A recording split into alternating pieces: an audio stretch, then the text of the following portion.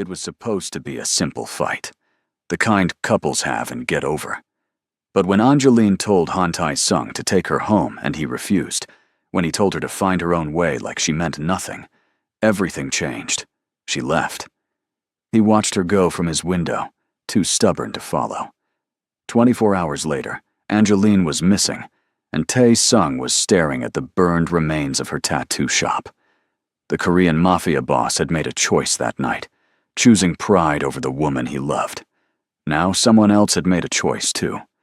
Someone who wanted Angeline gone. Someone who'd been watching, waiting for the exact moment when Seoul's most protected woman would be vulnerable. And Tae-sung had given them that moment on a silver platter. The question now wasn't if he'd find her, it was whether he'd find her alive. The glass shattered against the wall, missing Tae-sung's head by inches. "You killed him," Angeline said, her voice shaking. Not from fear, from rage. "You killed Jiwoo." Han Tai-sung didn't flinch. He stood by the window of his penthouse, looking out at Seoul's lights like he owned every single one of them. Maybe he did. His white shirt was still perfectly pressed, even though it was past midnight. That was Tae-sung, always composed, always in control. "He stole from me," Tae-sung said, his voice flat. He knew what would happen. He was 23 years old. Angeline's hands were trembling now. She tattooed Jiwoo just last week. A dragon wrapped around his forearm. He'd been so excited, talking about his music career, how he was going to make it big. Now he was dead in a ditch somewhere in Gangnam, not old enough to make choices. Tae-sung turned to face her. His eyes were cold. Those same eyes that looked at her with warmth just hours ago were now empty. Old enough to face consequences. "I can't do this anymore." Something flickered across his face. Fast, like lightning. Then it was gone. "Then don't," he said. The words hit harder than any slap could. Angeline felt her chest tighten. 2 years. 2 years of this dance between them. 2 years of pretending she didn't know what he did.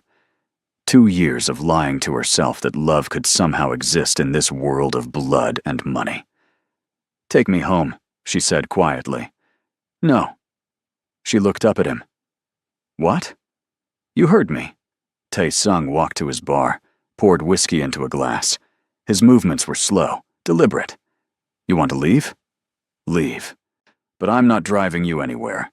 "You're serious right now?" He drank, didn't answer. "Tae-sung, it's almost midnight." "Seoul has taxis, subways. Use your phone." He set the glass down with a sharp click. "You're a grown woman, Angeline. You've been telling me for 2 years that you don't need me. Prove it." Her heart was pounding so hard she could hear it in her ears. This wasn't like their usual fights. Those ended with angry kisses and whispered apologies in the dark. This felt different. Final. "Fine." She grabbed her jacket from the couch. "Don't call me. Don't come to my shop. We're done." She waited. Waited for him to stop her, to say something. Anything. He poured another drink. Angeline walked to the door. Her hand was on the handle when his voice stopped her. You knew who I was from the beginning." She looked back. He was watching her now, his face unreadable. "I never lied to you," he continued. "I never pretended to be something I'm not. You chose this. You chose me." "I chose wrong," she said, and walked out. The hallway was cold, quiet. Her footsteps echoed on the marble floor as she walked to the elevator. She pressed the button. Waited.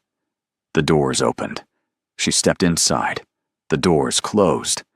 And she let herself cry. The streets of Seoul at midnight were alive with people. Couples walking hand in hand. Groups of friends stumbling out of karaoke bars. Angeline walked past them all, her vision blurry with tears. She should call a taxi. Should go straight home.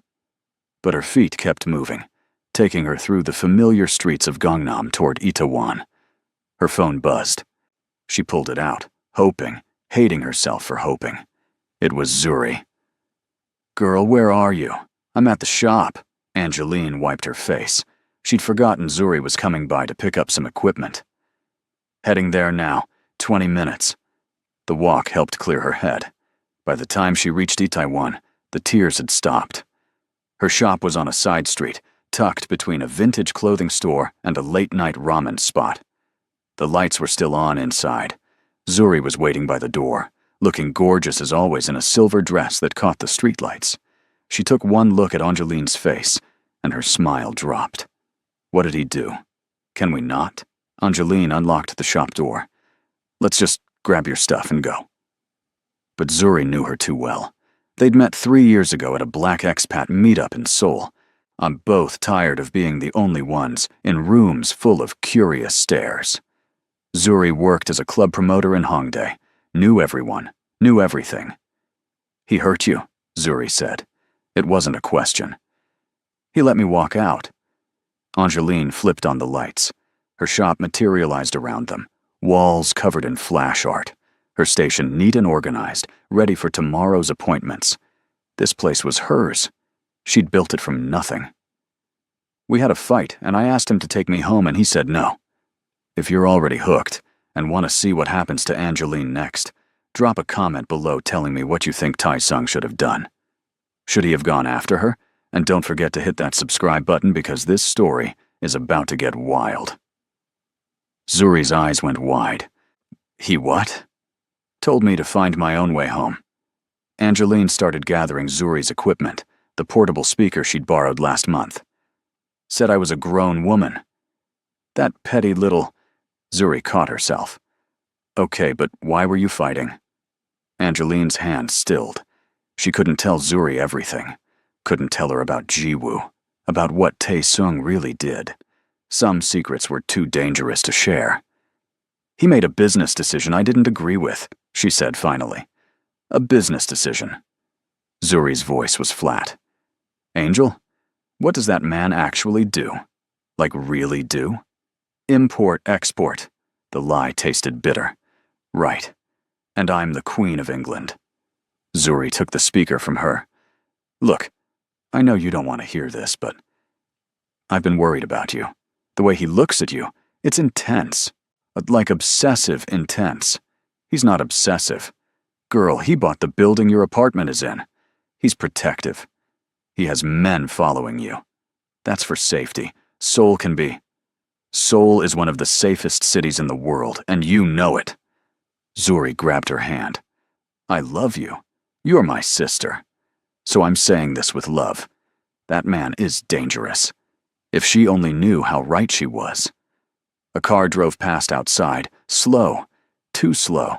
Angeline glanced at the window, but couldn't see through the reflection. I ended it tonight, she said, so you don't have to worry anymore. Zuri pulled her into a hug. Good. You deserve better. You deserve someone who treats you right. The car passed again. Same black sedan, same tinted windows. Angeline's stomach dropped. Zuri, you should go. What?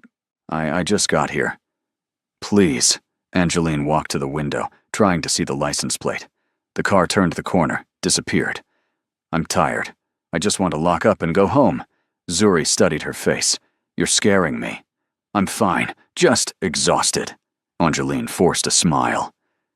Text me when you get home, okay? After Zuri left, Angeline locked the door and turned off the front lights. She moved through the dark shop to the back room, pulled out her phone. 3 missed calls from Soo-jin, Tae-sung's right-hand man. No calls from Tae-sung himself. Her finger hovered over his name in her contacts. She could call, could apologize, could pretend tonight never happened. No, she'd meant what she said. They were done. Angeline grabbed her bag and headed for the back exit. The alley was dark, lit only by a single flickering bulb. She was halfway to the street when she heard it. Footsteps. She turned. The alley was empty. Just shadows and trash bags and the distant sound of music from the ramen shop. She was being paranoid. Too many years looking over her shoulder. Too many nightmares about Atlanta. Atlanta. She hadn't thought about that night in months. Tae-sung made her feel safe enough to forget. Safe enough to stop checking every face in every crowd. Safe enough to sleep without a knife under her pillow. But now, Walking alone through Seoul's back alleys at 1 in the morning, it all came rushing back. The tattoo shop in Atlanta, her mentor Aaron, the smell of blood, the gunshots, Malik's face as he stepped over Aaron's body. You didn't see nothing, did you? But she had seen everything. And when the police came, when they asked if she'd testify, she'd said yes, because she was young and stupid and believed in justice. The trial, the threats, the night someone shot through her apartment window. The federal agent with the kind smile who promised witness protection would keep her safe. The new name, new city, new life. And then, 6 months later, seeing her case file on the news, her real name, her new location. Everything leaked. She'd run. Bought a ticket to Seoul with money she'd saved. Started over. Again. That was 3 years ago. 3 years of peace. 3 years of being just Angeline, the American tattoo artist in Itaewon. No past. No fear. Until tonight. That car. Those slow passes. The way her skin was prickling with awareness. She was probably imagining things. Probably just paranoid because of the fight with Tae-sung. Her phone buzzed. A text from an unknown number. Nice shop you got. Her blood turned to ice. Another text. Atlanta says hello. No. No, no, no, no. Angeline ran. She burst out of the alley onto the main street, into the light, and people and noise. Her heart was trying to punch through her ribs. She pulled up her taxi app with shaking hands. 3 minutes away. She couldn't go home. If they found her shop, they knew where she lived. She couldn't go to Tae-sung. That would put him in danger, too. A 24-hour Jimjilbang, the one in Hanam-dong. She could hide there, think, figure out what to do. The taxi pulled up. She jumped in, gave the address. Spent the whole ride watching the rear window. No one followed. At least no one she could see.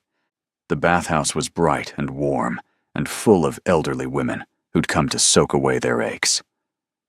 Angeline paid for a locker, changed into the provided clothes, tried to blend in. She found a quiet corner in the sleeping room, where people crashed on mats under dim lights. She lay down, stared at the ceiling, tried to think. How did they find her? She'd been so careful. Used cash when she could. Kept a low profile. Never posted her exact location online. Tae-sung. Her stomach twisted. She'd started dating him a 1.5 years ago. Started being seen with him in public. And Tae-sung wasn't exactly invisible. He was known. Connected. Anyone looking for her would eventually check who she was involved with. This was her fault. She'd gotten comfortable. Let her guard down. Her phone lit up. Another unknown number. Time she almost didn't open it. The message was a photo. Her shop. But not from tonight. From inside. Someone had been in her shop. The next photo came through. Her apartment. Her bedroom. Her bed. She was going to be sick. The third photo made her drop the phone. It was her and Tae-sung, taken through a window. His penthouse. From last week. The message that followed was simple. Run all you want. We know everything. Angeline's hands were shaking so badly she could barely type. She opened an encrypted messaging app she hadn't used in 3 years. Sent a message to the only person who might help. A hacker she'd met in witness protection. Someone as paranoid and careful as she'd been. They found me. Need to know how. The reply came faster than expected. Where are you? Seoul, South Korea. Shit. Okay. Give me an hour. And stay off your phone. They might be tracking it. Angeline turned off her phone completely. Lay back down. Closed her eyes. Sleep was impossible. But she must have dozed off because the next thing she knew, someone was shaking her shoulder. An employee. Miss, you can't sleep here without paying for overnight. Angeline checked the wall clock. 3 in the morning. She paid for the night rate, went back to her corner. Turned on her phone just long enough to check messages. The hacker had sent a long explanation. Technical jargon she only half understood. But the summary was clear. Someone had hacked the Seoul police database. Found records of her visa application, cross-referenced with known associates. Build a profile. They're good, the message ended. Professional. Well-funded. This wasn't some random search. Someone paid serious money to find you. Another message. Do you have somewhere safe to go? Angeline thought about Zuri, but that would put her in danger. Thought about the other expats she knew. Same problem. Thought about Tai Sung. No, she couldn't. Wouldn't. She sent back. I'll figure it out. Seoul's a hard city to hide in. Cameras everywhere. Facial recognition. If they found you once, they'll find you again. I know. Then you have two choices. Run further, or eliminate the threat. Eliminate the threat. Like it was that simple. But maybe it could be. Angeline opened a different app, started searching. It took her an hour, but she found what she was looking for. A name. Malik Johnson, released from federal prison 8 months ago. Good behavior. 8 months. He'd been out 8 months, and it took him this long to find her. That meant he'd been searching, hunting. She found his brother's Instagram, public profile, recent post from Incheon International Airport, 2 days ago. He was here, in Seoul. The caption was just an emoji, a knife. Angeline felt something shift inside her. The fear was still there, but underneath it, something colder, harder. She'd run for 3 years, changed her entire life, lost everything because of him. Not anymore. She had 4 hours until sunrise, 4 hours to make a plan. She turned off her phone again, this time for good. If they were tracking it, let them track it here while she moved. She'd buy a burner tomorrow. For now, she needed to think. Malik was in Seoul. He'd found her shop, her apartment, knew about Tai Sung, but he hadn't made a move yet. Why? If he wanted her dead, he could have done it already. Could have walked into her shop this afternoon and shot her. No, he wanted something else. Wanted her scared. Wanted her to run so he could chase. That's who Malik was. He liked the hunt. Fine. She'd give him a hunt. But first, she needed to disappear. Really disappear. And she needed to make sure no one else got hurt in the process. At 6 in the morning, she left the gym Jilbang. Seoul was waking up. Early commuters heading to work. Street vendors setting up. The city looked normal. Safe. She caught a bus to Hongdae. Paid cash. Kept her head down. At a convenience store, she bought a burner phone and a hat. Changed her jacket. Pulled her hair back. She texted Zuri from the burner. It's Angel. Don't ask how I got this number. I need a favor. Zuri called immediately. What's going on? You sound weird. Can I crash at your place for a few days? Of course, but what? I'll explain later. I need to lay low. There was a pause. This is about him, isn't it? About Tai Sung. Did he threaten you? No, it's not him. It's complicated. Angel, you're scaring me again. I know. I'm sorry. I'll tell you everything when I see you. What's your code? Zuri gave her the door code. I'm at work until noon, but make yourself at home. There's food in the fridge. Thank you. And Zuri? If anyone asks, you haven't heard from me. Who would ask? Anyone. She hung up before Zuri could ask more questions. Zuri's apartment was small but nice, tucked above a cafe in Hongdae. Angeline let herself in, locked the door behind her, checked every window. 3rd floor. Fire escape outside. On good sight lines to the street. Old habits. She hadn't lived like this in 2 years. Hadn't checked exits and escape routes since meeting Tai Sung. His presence had been like a shield. Even when she didn't want it, even when they fought, she'd felt protected. Now that shield was gone, and she remembered how thin her skin really was. Her burner phone rang. Unknown number. Her heart stopped. Hello? Miss Cavendish. The voice was smooth. American accent. You're a hard woman to reach. She knew that voice. Federal Agent Morrison, the one who'd promised to keep her safe, the one whose department had leaked her information. How did you get this number? I just bought this phone an hour ago. He laughed. We're good at our job, most of the time. Could have fooled me. I deserve that. He sighed. Look, I know you don't trust us. I know we failed you, but I'm calling because we have a problem. We don't have anything. I'm not in witness protection anymore. I left. Malik Johnson entered South Korea 3 days ago. We've been tracking him. Little late for that.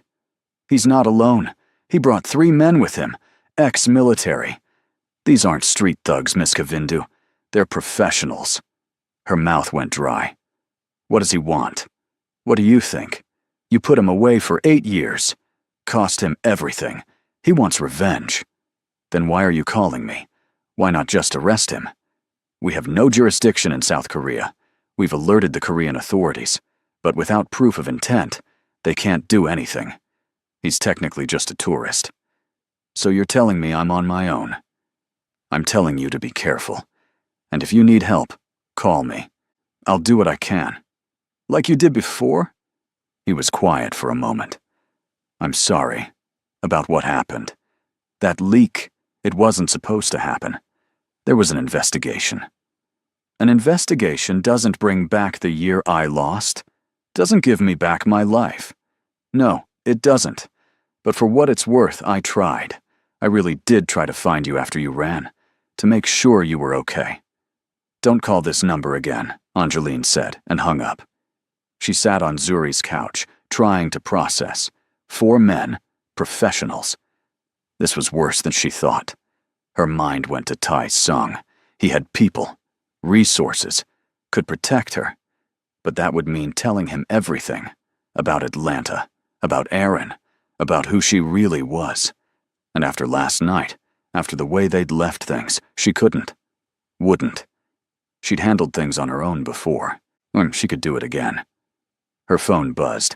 A text from the hacker. Found something. Malik's been making calls. Tapped into his hotel Wi-Fi. He's planning something for tomorrow night. Location mentioned is in Gangnam. I'm trying to get more details. Tomorrow night. That gave her less than 48 hours. To do what, she didn't know. But sitting here, waiting to die, wasn't an option. She needed information. Needed to know where Malik was staying, what he was planning, who he'd talked to, and she needed to do it without Tae Sung finding out. The irony wasn't lost on her. For 2 years, his world had terrified her. The violence, the moral compromises, the blood on his hands. Now she was planning her own violence, her own compromise. Maybe they weren't so different after all. Angeline spent the day researching. The burner phone was slow but secure. She found Malik's hotel. The Grand Hyatt in Itaewon. Expensive. He was making a statement. She found social media posts from one of his guys, club photos from last night, arena in Gangnam. They were living it up, enjoying Seoul. That made her angry in a way fear couldn't. They were here to kill her, and they were partying. By the time Zuri came home at noon, Angeline had a plan. Risky, probably stupid, but better than hiding. Zuri took one look at her face and dropped her bag. Okay, talk. Now.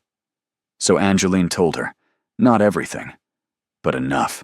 About Atlanta, about Iran, about testifying and witness protection and running. Zuri listened without interrupting. When Angeline finished, she was quiet for a long moment. So there's a gang member in Seoul right now who wants you dead. 4 gang members.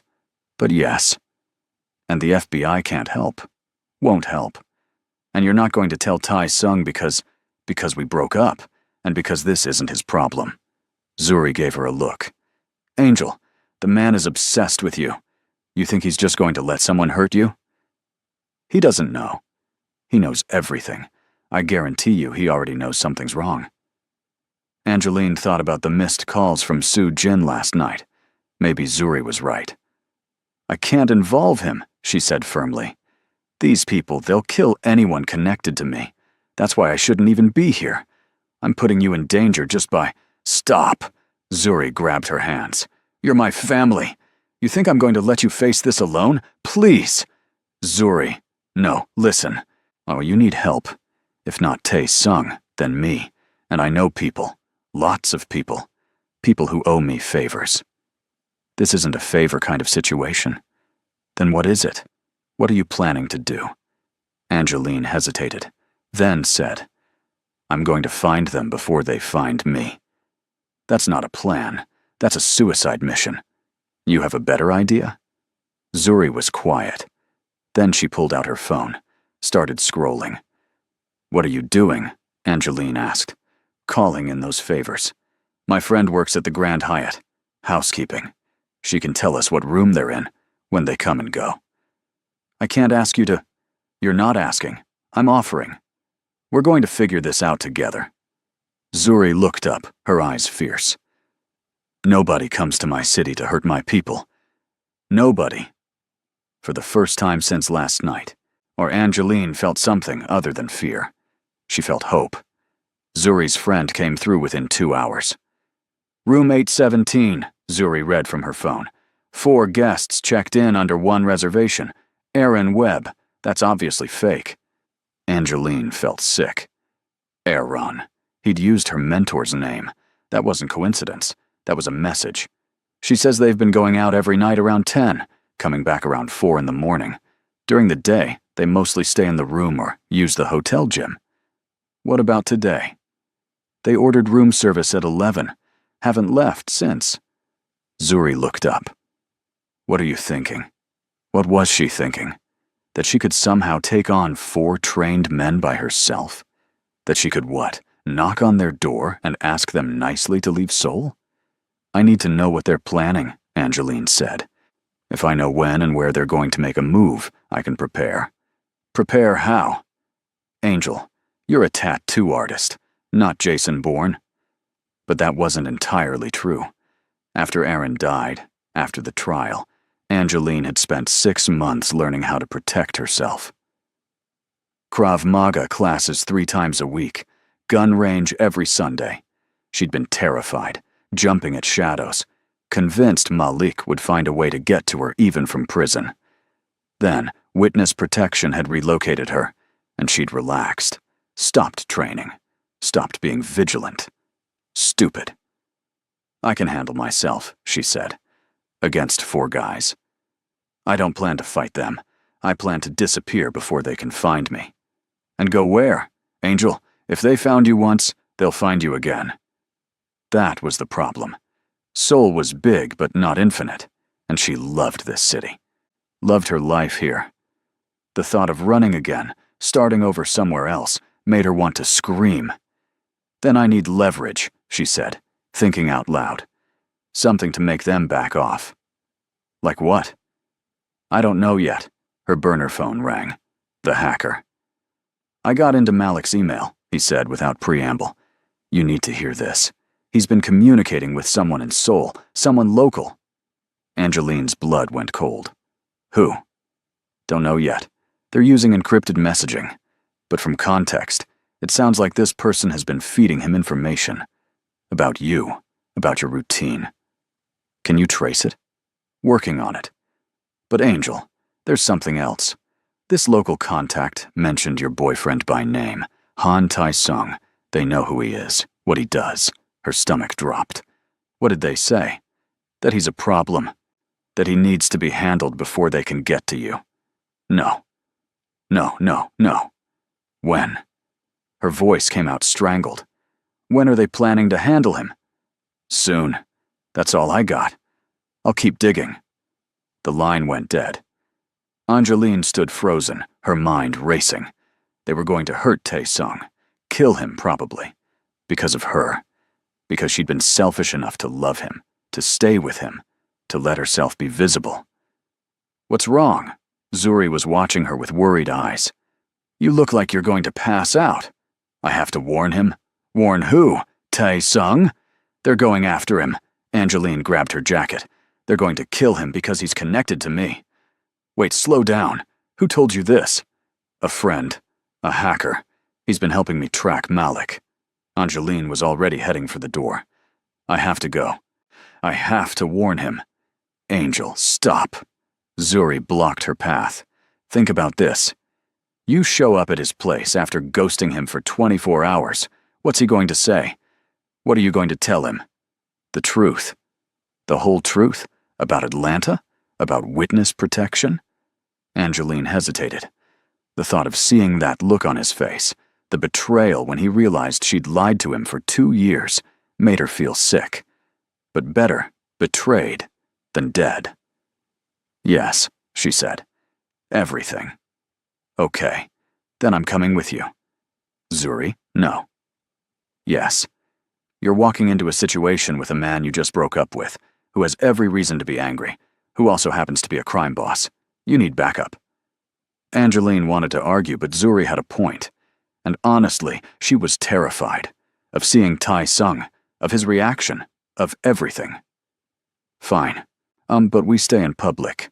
His office, not his apartment. They caught a taxi to Gangnam. Tai Sung's legitimate business was an import company with offices in a gleaming tower near Co-X. Angeline had been there exactly twice. He kept that world separate from his real work. The lobby was all marble and glass. A receptionist looked up as they entered.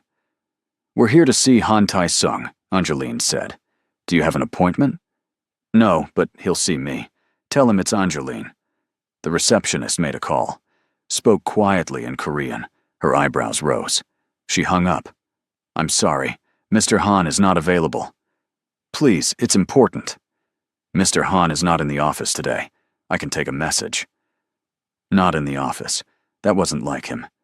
Tae Sung practically lived at that office during business hours. "Where is he?" Angeline asked. I'm not at liberty to say." Zuri leaned over the desk, turned on her most charming smile. "Come on, help us out. It's an emergency." The receptionist's expression didn't change. "I cannot give out that information." They were getting nowhere. Angeline pulled out her burner phone, hesitated, then dialed Tae Sung's number from memory. It rang 4 times. Then voicemail, his voice, cold and professional. "Leave a message." "It's me," she said. "I know you're probably still angry, but I need to talk to you. It's about your safety. Please call me back." She left the burner number and hung up. "Now what?" Zuri asked. "Now we wait." They found a cafe across the street with a view of the office building. Ordered coffee they didn't drink. Waited. An hour passed. No call. "Maybe he's really not in the office," Zuri said. "Maybe he's at home. His penthouse has security. I can't just walk in." "Can you call that guy? His second in command?" Soo-jin. She could try, but Soo-jin's loyalty was to Tae Sung, not to her. If Tai Sung had told him not to put her calls through, he wouldn't. Still, it was worth a shot. She dialed. Soo-jin answered on the first ring. "Miss Kavindu." His voice was carefully neutral. "This is unexpected. I need to talk to Tae Sung. It's urgent." "Mr. Han is occupied at the moment." "Soo-jin, please. I'm not playing games. His life is in danger." There was a pause. "Explain." So she did. Quickly. Efficiently. Told him about Malik, about the threats, about the plan to go after Tae Sung. When she finished, Soo-jin was quiet for a long moment. "Where are you?" he asked finally. "Cafe across from the office." "Not why." "Stay there. Someone will pick you up in 10 minutes. He hung up. Angeline looked at Zuri. "I think it worked. Or he's sending someone to kill you for breaking his boss's heart." "Not funny." "Little bit funny." 10 minutes later, a black car pulled up outside the cafe. Not one of Tai Sung's usual cars. This one was armored, windows tinted so dark they were nearly opaque. The back door opened. Soo-jin stepped out. He was a thin man, sharp-featured, always impeccably dressed. Right now he looked tired. "Miss Cavendish, please come with me." "Where are we going?" "Somewhere secure. Mr. Han will meet you there." Angeline looked at Zuri. "You should go home. This doesn't involve you." "Like hell I'm leaving." Zuri stood up. "I'm coming." Soo-jin looked like he wanted to argue but just nodded. "Both of you then. But quickly." The car ride was silent. Soo-jin made several calls in rapid Korean. Angeline caught Tai Sung's name but nothing else. They drove out of Gangnam into an area she didn't recognize. Industrial. Lots of warehouses. The car pulled into an underground parking garage. Stopped. This way, Soo-jin said. He led them into a building that looked abandoned from outside, but was clearly operational inside. Armed men at every entrance. Security cameras. This was one of Tae-sung's real offices, where he conducted his actual business. Angeline had never been here. He'd kept this part of his life completely separate from her. They took an elevator down. The doors opened onto a hallway lined with doors. Soo-jin led them to a conference room at the end. "Wait here," he said, and left. The room was windowless, a long table, chairs, nothing else. Zuri looked around nervously. "This is some serious spy movie situation," she whispered. "Yeah. Your boyfriend is really—" "I know. Like, really, really." "I know, Zuri." The door opened. Angeline's heart jumped. But it wasn't Tae-sung. It was a woman, mid-40s, elegant in a way that spoke of money and power. She looked at Angeline with cold assessment. "So you're the one causing all this trouble," the woman said in perfect English. "Who are you?" "Min-seo. I handle security for Mr. Han's operations." She sat down, gestured for them to do the same. "Tell me everything about these men looking for you." So Angeline told the story again. Atlanta, Aaron, the trial, Malik, all of it. Min-seo listened without expression. When Angeline finished, she pulled out a tablet and showed her a photo. "No, is this him?"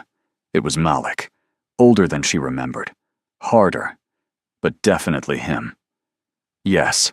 Min-seo swiped, showed her 3 more photos. "These are the men with him." Angeline studied the faces, didn't recognize any of them.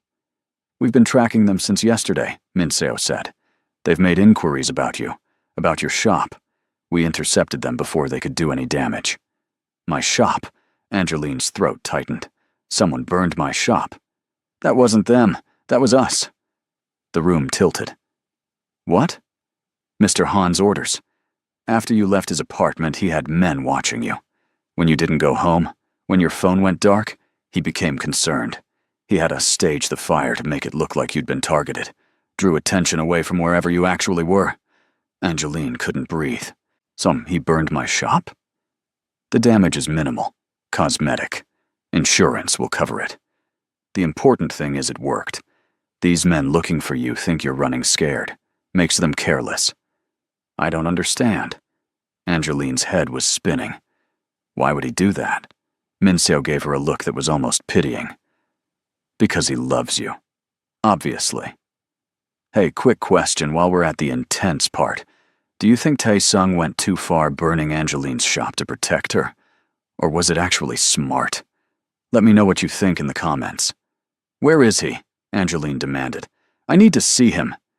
"He's dealing with a situation. The men you told Soo-jin about, the ones planning to target him, they made their move 2 hours ago." Angeline's blood turned to ice. "What happened? Is he okay?" "He's fine. They're not." Min-seo stood. "He'll be here soon. Until then, you wait." "I'm not good at waiting. Learn."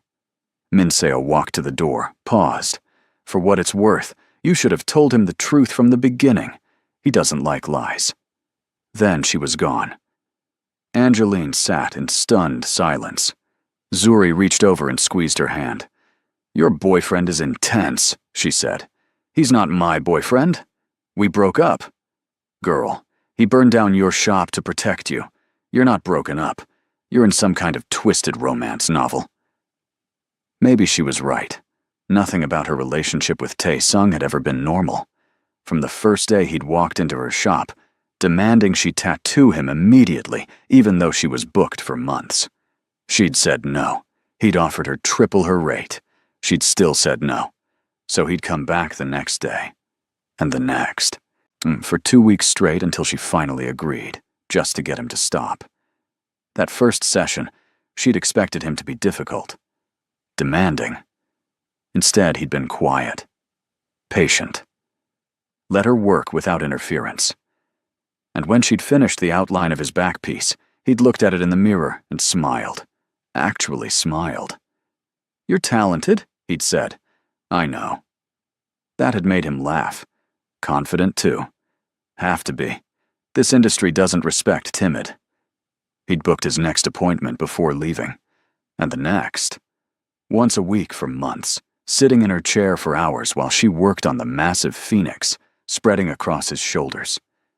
They'd talked during those sessions about art, about soul, about her life in America, though she'd kept it vague.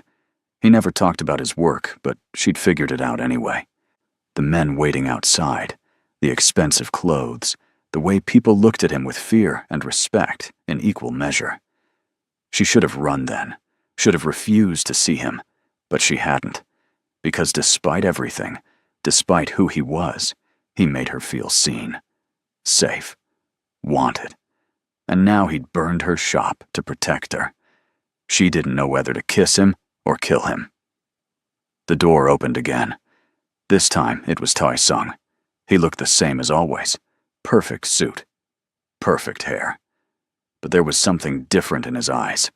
Something wild and dangerous, barely contained. His gaze locked on her. For a moment, nobody moved. Then he crossed the room in 3 strides and pulled her into his arms. The hug was crushing, desperate. She felt him shaking. "You're okay," he said against her hair. "You're okay." Angeline's anger melted. She wrapped her arms around him, held on tight. "I'm okay." He pulled back, cupped her face in his hands. His eyes searched hers. "When you disappeared, when I couldn't find you, I thought, I know, I'm sorry." "Sorry?"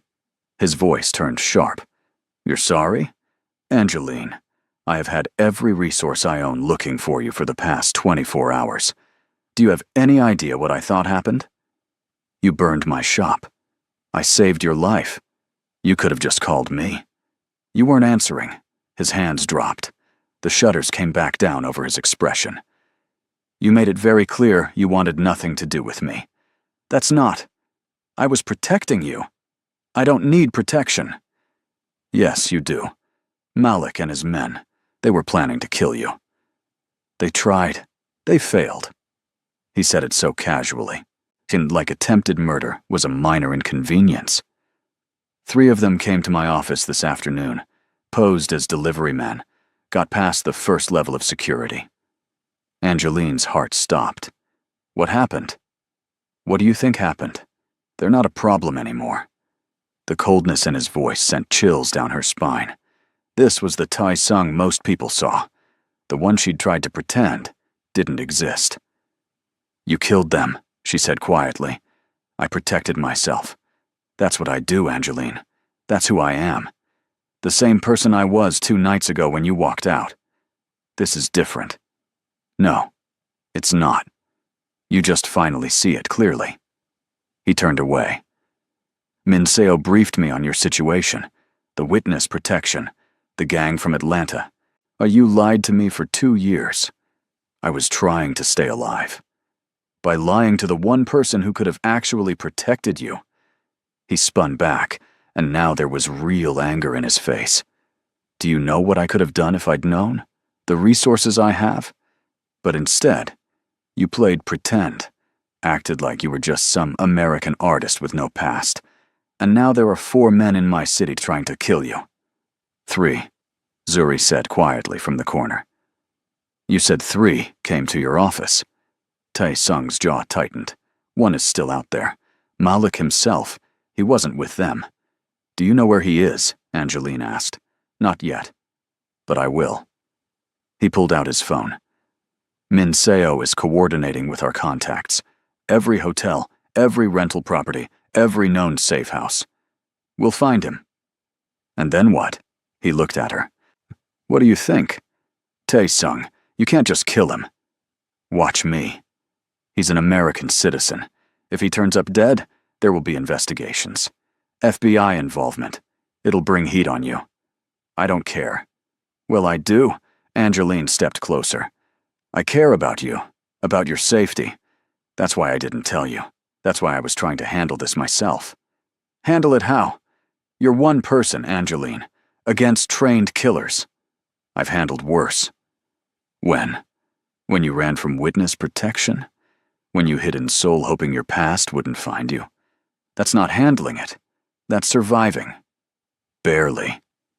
His words stung because they were true. She had been barely surviving, jumping at shadows, never really settling, never really free. "So what do you want me to do?" she asked. "Just let you take over? Let you fix my problems with violence?" "Yes.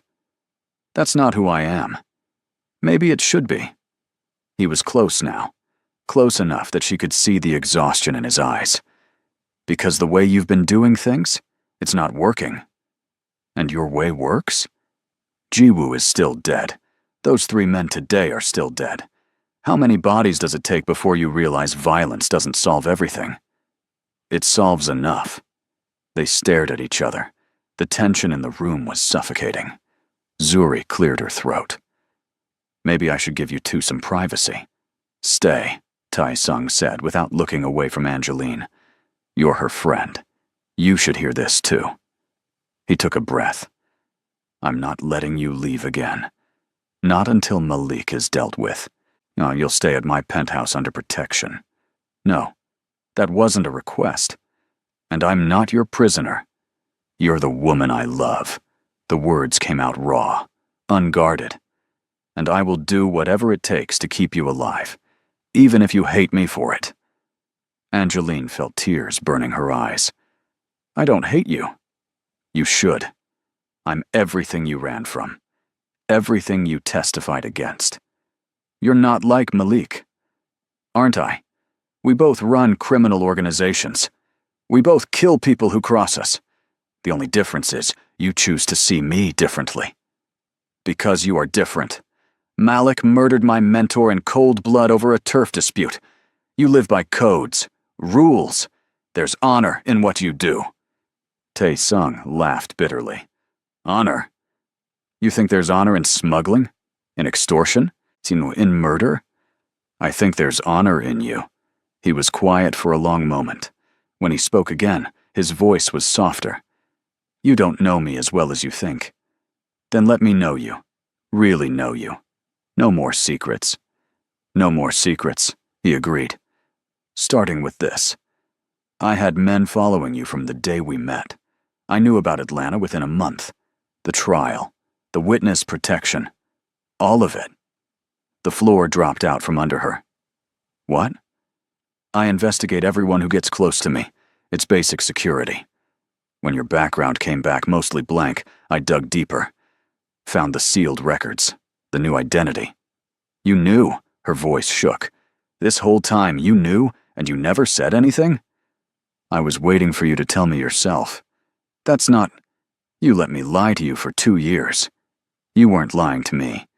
You were protecting yourself. There's a difference." He stepped closer. "I understood why you ran. Why you hid. I didn't push because I wanted you to trust me enough to tell me when you were ready. And if I never told you, then I would have kept your secret until the day I died." Angeline didn't know what to say, didn't know how to process this. He'd known. He'd always known. "Why?" she whispered. "Why didn't you just tell me you knew?" "Because I loved you. And love means letting people have their secrets until they're ready to share them."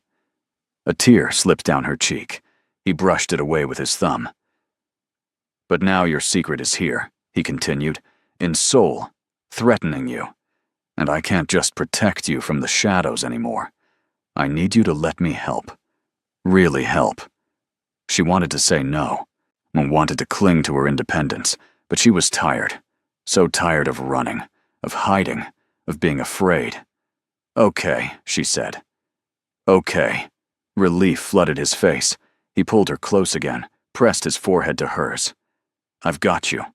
I promise." Behind them, Zuri sniffled. That was beautiful. Toxic as hell, but beautiful. Despite everything, Angeline laughed. Tae-sung did too, quiet and surprised. "Your friend is interesting," he said. "My friend has been here this whole time watching you two have a moment, and is seriously reconsidering her stance on crime bosses," Zuri said. "Also, can someone please get me out of this scary building? I have a club to promote tonight." Tai-sung pulled back. "Soo-jin will drive you wherever you need to go. Seriously. You're important to Angeline. That makes you important to me. Zuri looked at Angeline. Okay, I take back what I said. Keep him.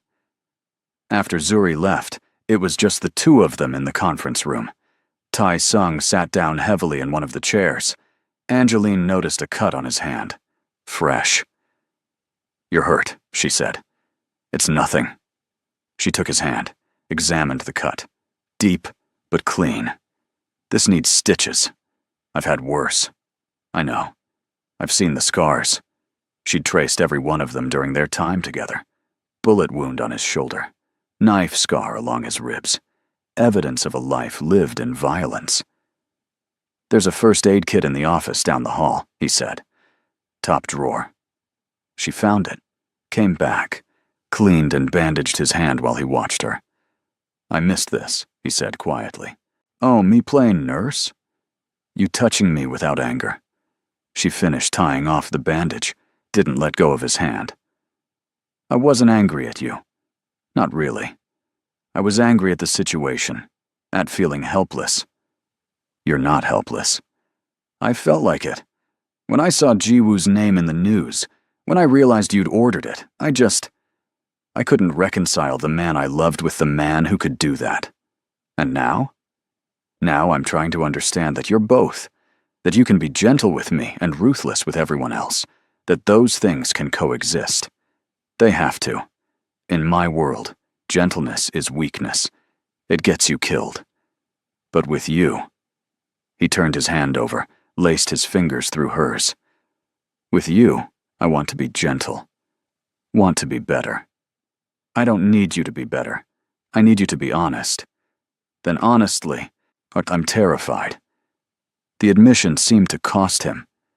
When I couldn't find you yesterday, when I thought something had happened, I realized I can't lose you. Won't survive it. You would survive. You're the strongest person I know. Strength doesn't matter when your reason for living is gone. The words hung between them. Heavy. True. Angeline stood, pulled him up with her, wrapped her arms around him properly this time. He held her like she was something precious, breakable. We're going to get through this, she said against his chest. Together. Together, he agreed. His phone buzzed.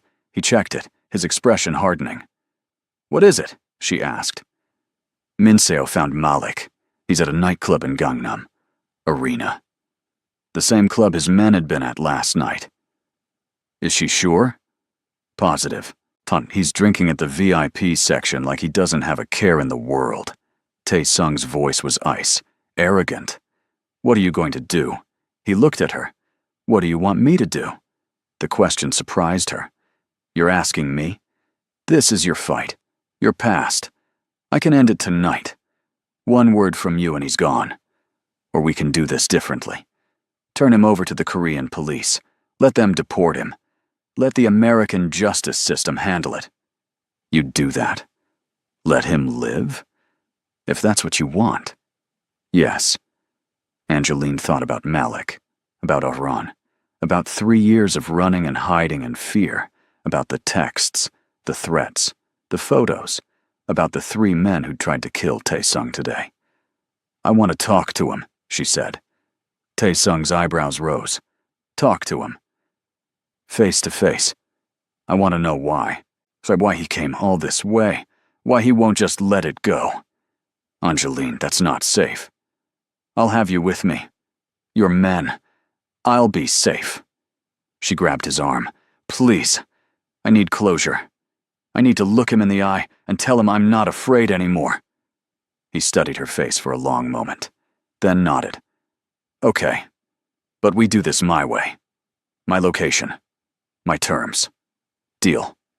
And if he makes one wrong move, if I even think he's a threat, I'm ending it. I understand. Tae Sung made a call, spoke rapidly in Korean. When he hung up, he looked grim. It's set. Minseo will bring him to the warehouse by the river. 1 hour. Just like that? Just like that. He cupped her face. Are you sure about this? No. She wasn't sure. The thought of seeing Malik again made her want to throw up, but she needed to do this, needed to face her past head on. I'm sure, she lied. He saw right through her, but didn't argue.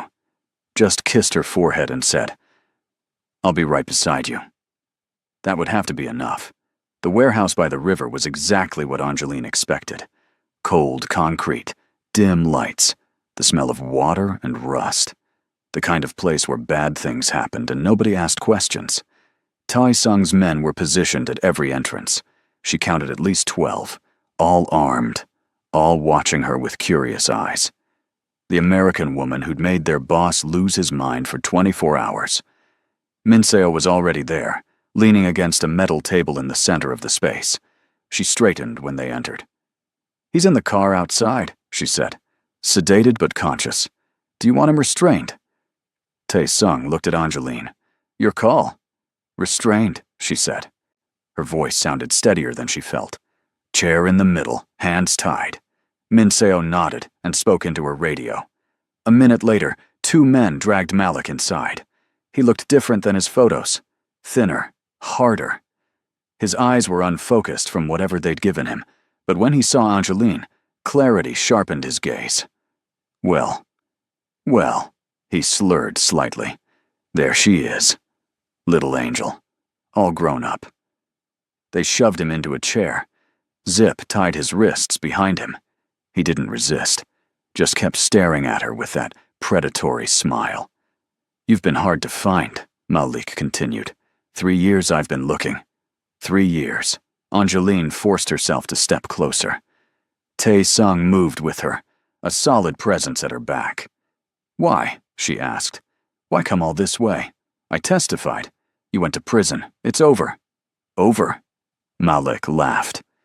It was an ugly sound. "You think it's over? You destroyed my life, my organization, my reputation. Because of you, I lost everything. Because of you, Aaron is dead. Aaron was weak. He knew the rules. He broke them. He was trying to get out. He didn't want that life anymore. Nobody gets out." Malik's eyes flicked to Tae Sung. "Ain't that right, boss man? Nobody leaves the life." "Not really." Tae Sung didn't respond. His hand rested lightly on Angeline's lower back, grounding her. "You could have just let it go," Angeline said. "You served your time. You're out now. Free. Why chase me?" "Because you need to learn that actions have consequences. You think you can just testify against people and walk away? Start a new life like nothing happened." He leaned forward as far as the restraints allowed. "Nah, that's not how this works." "So what? You were going to kill me? That was your plan?" "Eventually. But first I wanted you to suffer. Wanted you to feel what I felt. Losing everything. Your shop. Your man. Your sense of safety." His smile widened. "The fear in your eyes right now? That's what I came for." But Angeline wasn't afraid. Not anymore.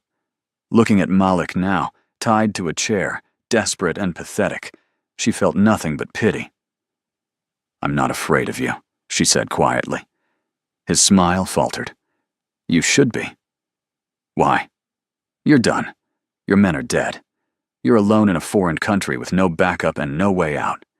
You lost, Malik. I still got one card to play." He looked past her. "Ain't that right, sweetheart?" Angeline turned. Minseo was pointing a gun at Tai Sung's head. Everything stopped. "Minseo, what are you doing?" Tae Sung's voice was deadly calm. "I'm sorry," Minseo said. She actually sounded sorry. "But he paid me $500,000. American. That's retirement money. That's my daughter's college fund. You've been with me for 8 years. And I've been loyal. Until the price was right." Her hand was steady. "Tell your men to stand down, or I shoot." Tae Sung raised his voice, spoke in Korean. The men lowered their weapons slowly. Angeline's mind was racing. This was bad, really bad. Minseo knew everything. Every security protocol, every safe house, every weakness. "What's the play here?" Tai Sung asked. "You shoot me. My men kill you instantly." "Not if Angel here comes with me as insurance." Minseo gestured with the gun. "Cut Malik loose. Both of them come with me. I deliver them to the airport. Said Malik gets his revenge. I get my money. Everyone wins. Except me, Angeline said. You should have stayed in witness protection. Would have saved everyone a lot of trouble. Malik was laughing now. Actually laughing. See? This is beautiful. This is justice. One of Tai Sung's men started to move. Minseo fired a warning shot into the ceiling. Everyone froze. Next one goes in his head, she said. I like you, boss. Really. But business is business. Tai Sung's jaw was tight. Angeline could feel the rage rolling off him in waves. He was calculating, looking for an opening. Let me go with them, Angeline said quietly. No. Tai Sung, listen. No. He looked at Minseo. Name your price. Whatever he paid you, I'll double it. Triple it, Minseo countered. Done. She shook her head. Can't. Already took his money. I don't go back on deals. Bad for reputation. Your reputation will be dead along with you if you do this. Maybe. But my daughter will be set for life. That's worth dying for. The conviction in her voice was absolute. She really believed this, was really willing to die for money. Angeline's hand slipped into her jacket pocket, felt the small knife she always carried, a habit from her Atlanta days. 3-inch blade. Not much, but better than nothing. Okay, she said. I'll go, just don't hurt him. Angel, no. Tai Sung grabbed her arm. She looked up at him, tried to communicate with her eyes. Trust me. He saw something in her face. His grip loosened. Cut Malik loose, Minseo ordered. One of the men approached with a knife, cut the zip ties. Malik stood, rubbing his wrists, grinning like he'd won the lottery. Oh, and this is going to be fun, he said. Angeline walked toward them. Each step felt like moving through water. Her heart was pounding, but her hands were steady. She'd trained for this. Spent 6 months learning how to fight, how to survive. She just hoped she remembered. Turn around, Minseo said when Angeline got close. Hands behind your back. Angeline turned, felt zip ties tighten around her wrists. Not too tight. Minseo wasn't trying to hurt her, just contain her. That was a mistake. Let's go. Malik grabbed Angeline's arm roughly, started pulling her toward the door. Minseo backed up with them, gun still trained on Tai Sung. They were almost to the exit when Angeline made her move. She dropped her weight suddenly, pulled the small knife from her pocket with her tied hands. It was awkward, difficult, but she managed to flip it open. Malik cursed and yanked harder. She twisted, brought the knife up, slashed at his hand. He yelped and let go. Everything happened at once. Tai Sung moved, fast, closed the distance to Minseo in 2 seconds, grabbed her gun hand. There was a brief struggle. A shot fired. Angeline dove to the floor, rolled. Malik was coming for her. His face twisted with rage. She kicked out, caught him in the knee. He went down hard. More gunfire. Angeline couldn't tell who was shooting. She sawed frantically at the zip ties with her tiny knife. The plastic finally gave. Her hands came free. Malik was getting up. She grabbed a metal pipe from the floor, swung hard, connected with his shoulder. He howled. You little! He lunged at her. She sidestepped, swung again. This time caught him across the face. Blood sprayed. He went down and didn't get up. Angeline stood over him, breathing hard, pipe raised for another strike. It's over! Tai Sung's voice cut through the chaos. Angel, it's over. She looked up. Tai Sung had Minseo on the ground, knee on her back, her own gun pointed at her head. The other men had surrounded them. Nobody else was shooting. Angeline lowered the pipe slowly. Her whole body was shaking now. Adrenaline crash. Tai Sung spoke sharply in Korean. 2 men moved to restrain Minseo. 2 more grabbed Malik, who was groaning and bleeding from his nose. Then Tai Sung was there, pulling Angeline into his arms, checking her for injuries. I'm okay, she managed. I'm okay. You're incredible, he said fiercely. And insane, but mostly incredible. Learned from the best. He actually smiled, then kissed her. hard and desperate and relieved. When they broke apart, Min Seo was being dragged to her feet. She looked at Tai Sung with resignation. "Make it quick," she said. "I'm not going to kill you," Tai Sung said. Everyone looked surprised, including Angeline. "Your daughter," he continued. "How old is she?" 16. "What's her name?" "Jia." Tai Sung was quiet for a moment. "I knew her father.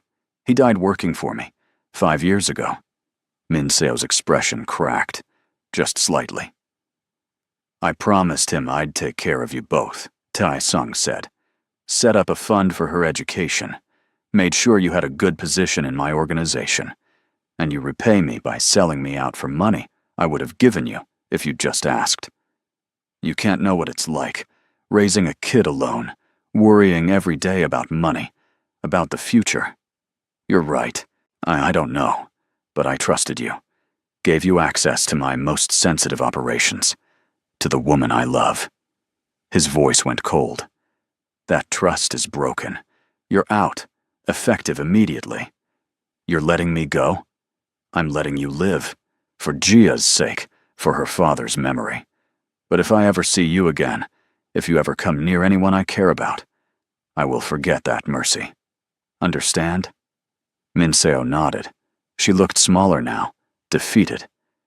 "Get her out of here," Tai Sung said. The men escorted her out, which left Malik. He was conscious now, blood streaming from his broken nose, looking at Angeline with pure hatred. "So what now?" he spat. "You gonna kill me too? Big bad gangster protecting his girl?" Tai Sung looked at Angeline. "What do you want to do with him?" This was it, the moment of choice. She could tell Tai Sung to end it, to make Malik disappear. Problem solved. No more looking over her shoulder, no more fear. But that would make her just like him. Just like Malik. Someone who solved problems with violence. "Call the police," she said. Malik's eyes widened. "What?" "Call the Korean police. Tell them you caught an American fugitive who violated his parole by leaving the country, who came here to commit murder. Let them handle it." "Angel, he'll just come after you again when he gets out," Tai Sung said quietly. "No, he won't. Because I'm not hiding anymore. I'm not running. Let him come. Let him try." She looked at Malik. "I survived you once. I'll survive you again. But I'm done being afraid." Tai Sung studied her face, then nodded. "Soo-jin, call our contact at the police department. Tell them we have a gift for them." 20 minutes later, Korean police arrived. Angeline gave a statement, showed them the threatening texts, the photos, explained about the parole violation. Malik screamed threats the whole time they dragged him away, promised he'd find her, kill her, destroy everything she loved. Angeline just watched him go, felt nothing but relief. When the police left, it was just her and Tai Sung and his men in the warehouse. "That was either very brave or very stupid," Tai Sung said. "Maybe both. He'll be in Korean prison for a while. Assault, stalking, parole violation. Then they'll deport him back to the US, where his parole officer will be very interested to hear what he's been doing." "Good. But Angel, he's right. Eventually he'll get out, and he'll remember." "Let him remember. I'll be ready." She looked up at him. "And I'll have you." "Always." He kissed her again. Softer this time. Sweet. One of his men cleared his throat awkwardly. Tai Sung pulled back with a slight smile. "Let's go home," he said. Home. His penthouse, where this whole mess had started 2 nights ago. So much had changed since then. The ride back was quiet. Angeline sat pressed against Tai Sung's side, his arm around her shoulders. She was exhausted, bruised. Her hands hurt from gripping the pipe, but she was alive. Safe. Free. At the penthouse, Tai Sung ran her a bath, helped her wash the warehouse grime off, bandaged her scraped knuckles. The intimacy of it made her throat tight. "Thank you," she said quietly. "For what?" "For letting me make the choice. About Malik. You could have just killed him." "I almost did." When he grabbed you, I wanted to tear him apart. His hand stilled on her wrist. But you're right. You're not me. You don't have to solve problems my way. What if I want to sometimes? Want to be more like you? He looked up sharply. No. Don't wish for that. Why not? You're strong, powerful, feared, and lonely, and covered in blood that never washes off. He cupped her face. You're good, Angeline. Really good. Don't let my darkness change that. What if I'm not as good as you think? What if I wanted you to kill him? Part of me did. Part of me still does. That's human. That's normal. But you chose differently. That's what matters. She leaned into his touch. I love you, even knowing what you do, who you are. I love you. I love you too, more than I thought I could love anyone. They stayed like that for a long moment. Then he helped her out of the bath, got her into one of his shirts, led her to bed. She expected him to join her, but he stayed sitting on the edge. What's wrong? She asked. I need to handle the Minseo situation. Make sure her betrayal didn't compromise anything else. It's going to take all night. So come back when you're done. It might be days, Angel. This is complicated. She knew everything. I have to assume she sold it all. Have to rebuild entire security systems. Move operations. It's a mess. Then I'll wait. He smiled sadly. You don't have to. I know this isn't the life you wanted. If you need to go, need space, I understand. I'm not going anywhere. You say that now. But tomorrow, next week, when you really think about what being with me means, you might change your mind. Angeline sat up, grabbed his hand. Oh, Tae-sung, look at me. He did. I'm not leaving. Not tomorrow. Not next week. Not ever. I choose this. I choose you. All of you. The good and the bad and the complicated. Even though I'm a criminal. Even though I hurt people. Even though. I'm not saying I agree with everything you do. I'm saying I love you anyway. We'll figure out the rest as we go. He searched her face, looking for doubt, for hesitation. Found none. Okay, he said finally. Okay. He kissed her forehead, then left to handle his business. Angeline lay in his bed, staring at the ceiling. This was insane.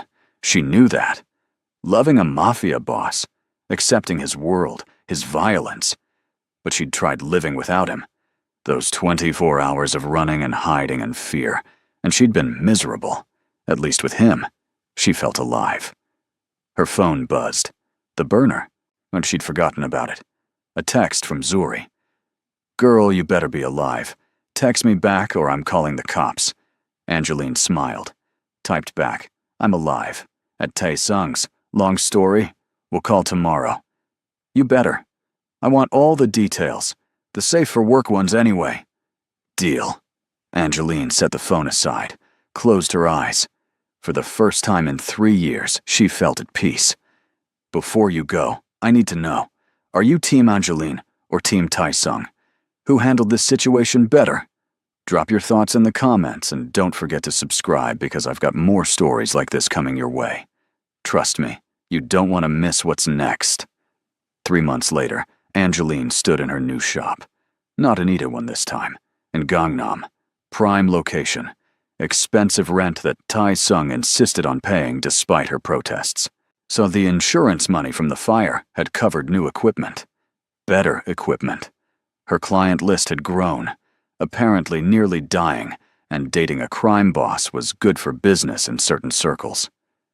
Your 2 o'clock is here, her new assistant said. A college student named Hana, who was studying art and needed the money. Send them in. The client was a young woman, nervous, first tattoo. Angeline spent an hour talking her through the design, making her comfortable. This was what she loved.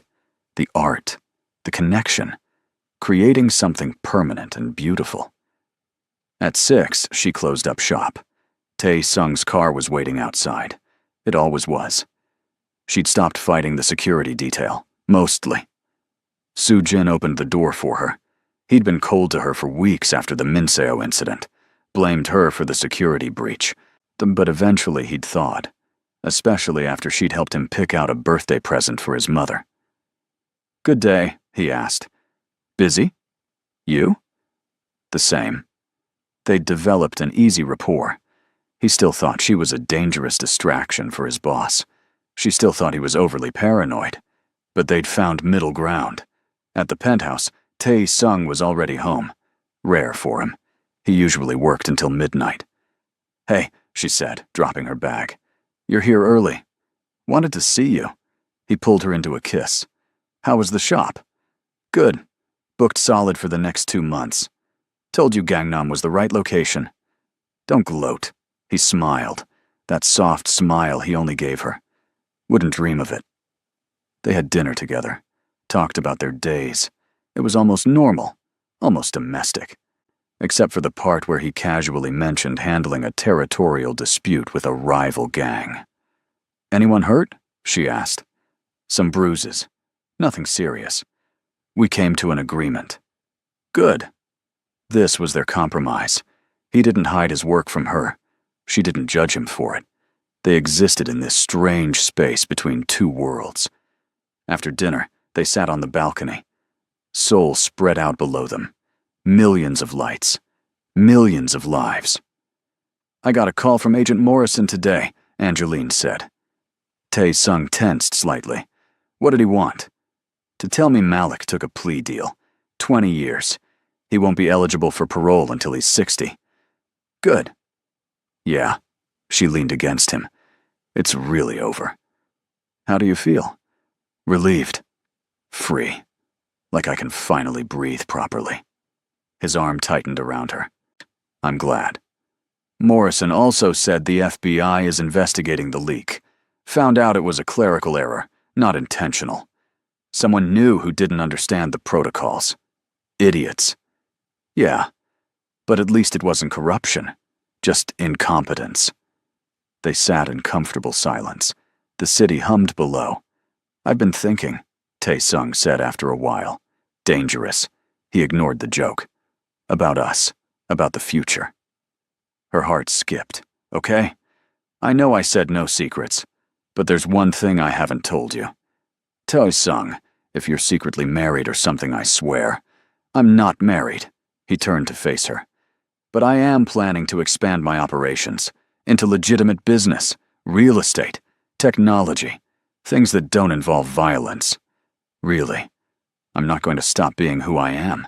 The organization still exists, still needs leadership. But I can diversify, build something cleaner alongside it. Why? Because of you. Because I want a future where you're not constantly worried I'm going to end up in prison or dead. Because I love you, and I want to give you the best version of myself I can manage. Angeline felt tears prick her eyes. That's the most romantic thing anyone's ever said to me. I have my moments, she kissed him. Slow and deep and full of promise. When they broke apart, she said, I have something to tell you too. Okay. I've been talking to some of the other expats in Seoul, black women specifically, and a lot of them struggle to find good tattoo artists who understand their skin tones, their hair textures, their cultural references. I'm following. So I want to expand too, maybe open a second shop, or do guest spots in other cities, build a network, create spaces where black women feel seen and celebrated. That's incredible. Yeah? Yeah. You should absolutely do that. Whatever you need. Money, connections, I can help. I want to do it myself. Prove I can. Then prove it. I'll just be here supporting you. She smiled. I can live with that. They sat together until the city lights started to blur, until exhaustion pulled at them both, until the night felt less like an ending and more like a beginning. Inside, getting ready for bed, Angeline caught sight of herself in the mirror. She looked different than she had 3 months ago.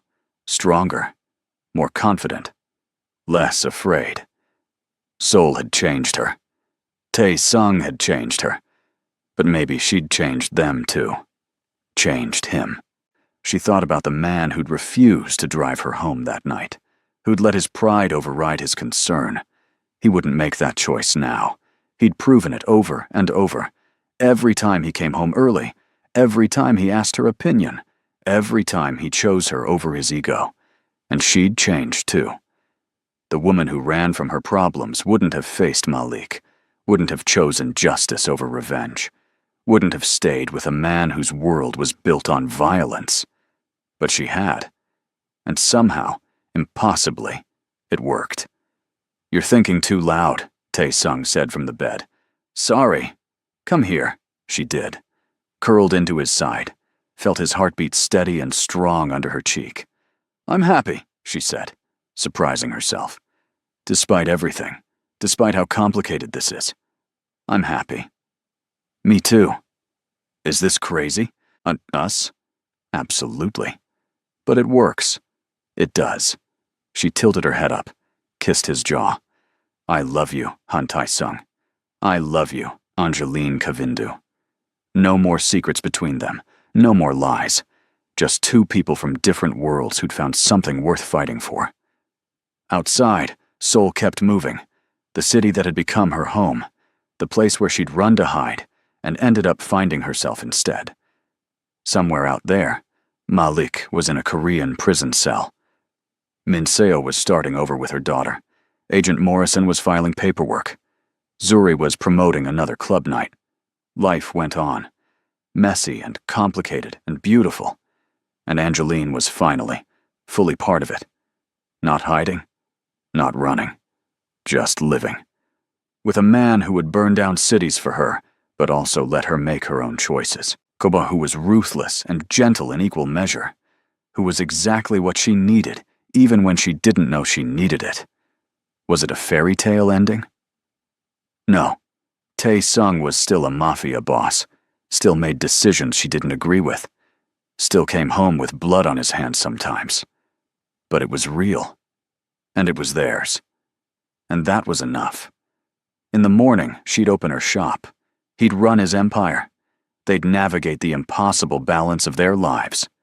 But tonight, they just held each other. Two people who'd found home in the last place they expected, in the darkness, in the gray, in each other. Seoul glittered outside the windows, a city of second chances, of new beginnings, of possibilities. And Angeline was ready for all of it. 6 months after that night in the warehouse, Angeline got a tattoo of her own, a small phoenix on her wrist, rising from ashes, surviving fire. Tae-sung watched her work on it in the mirror. His back piece was finally finished. The massive phoenix she'd spent 2 years creating. It matched hers now. Connected them. "No regrets?" he asked. She met his eyes in the mirror, smiled. Not one. And she meant it. This was her life now, her choice, her love, complicated and dangerous and absolutely worth it. The end. So what did you think? Did Angeline and Tae-sung's story give you all the feels? If you enjoyed this journey, smash that subscribe button because I'm bringing you more stories that'll have you on the edge of your seat. Drop a comment telling me what part hit you hardest, and I'll see you in the next one. Trust me, you won't want to miss it.